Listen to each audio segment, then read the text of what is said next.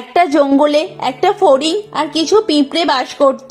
পিঁপড়েরা ছিল খুবই পরিশ্রমী আর ফড়িংটি ছিল খুবই অলস।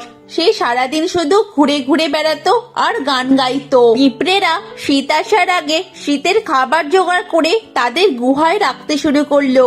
একদিন একটি পিঁপড়ে একটি শস্যদানা নিয়ে যাবার সময় সেটা মাটিতে পড়ে গেল। সে সেটা তুলতে পারছিল না। তখন সে ফড়িংকে বলল, শ্রীমান ফড়িং, আমার শস্যর দানাটা মাটিতে পড়ে গেছে, আমি ওটা তুলতে পারছি না, তুমি ওটা আমাকে একটু তুলে দাও না। ও পিঁপড়েরা, তোমরা শুধু শুধু এত পরিশ্রম করছো কেন? এত পরিশ্রম করে কি লাভ? তার থেকে বরং ভালো হবে তোমরাও যদি আমার মতো সারাদিন শুধু ঘুরে ঘুরে আর গান গেয়ে বেড়াও। কিছুদিন পরে শীত পড়বে, সমস্ত জায়গা বরফে ঢেকে যাবে, তখন আর কোনো রকম খাবার পাওয়া যাবে না। তাই আমরা শীতের জন্য খাবার জোগাড় করে রাখছি।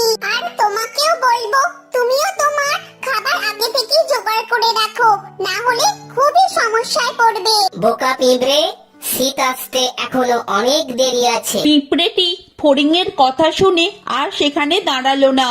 খুব কষ্ট করে সে তার শস্যদানাটা তুললো আর তার বাসার দিকে চলে গেল। আর ফড়িংটা আবার গান গাইতে শুরু করে দিল। কিছুদিন পরেই এলো ভয়ঙ্কর শীত। তুষারপাত হওয়ার ফলে সমস্ত জঙ্গলটা বরফে ঢাকা পড়ে গেল।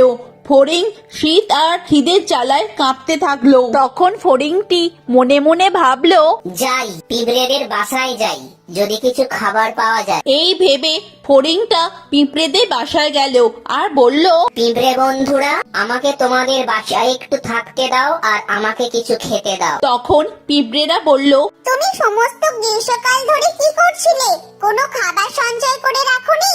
যাও, এখান থেকে চলে যাও, আমরা তোমাকে আমাদের বাসায় থাকতে দিতে পারবো না। এই বলে তারা দরজা বন্ধ করে দিল। তখন ফড়িং সেখান থেকে চলে এলো। খিদের জ্বালা আর প্রচন্ড শীত সহ্য করতে না পেরে ফড়িংটি অল্প কয়েকদিনের মধ্যেই মারা গেল। আমাদের ভিডিওটা ভালো লাগলে একটা লাইক দিন আর আমাদের চ্যানেলটা সাবস্ক্রাইব করে দিন। Thank you for watching.